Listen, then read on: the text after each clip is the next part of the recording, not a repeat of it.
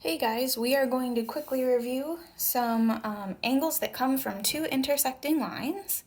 So you learned about this in the last module, but I wanted to go over it again because it didn't go as well as I think it could have. So let's just say that I have these two intersecting lines and this is a 60-degree angle. And of course it's not to scale, I'm just making it up. This is 60 degrees. Do you notice what kind of relationship is between this angle and this angle?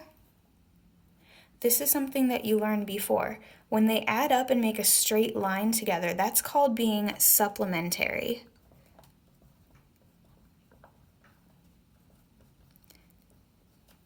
And what that really means is that they together add up to 180 degrees.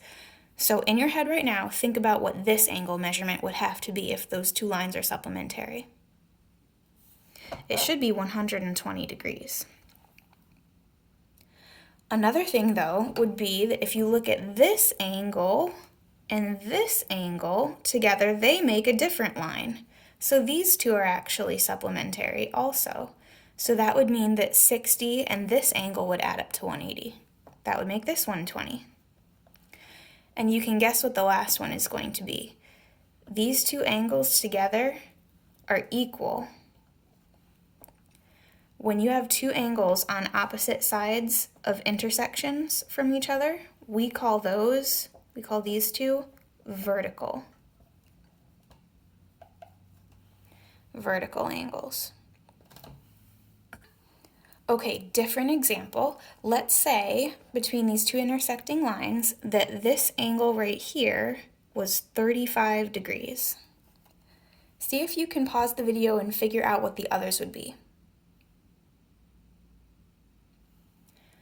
Okay, by the property of being vertical angles, this would be 35 also.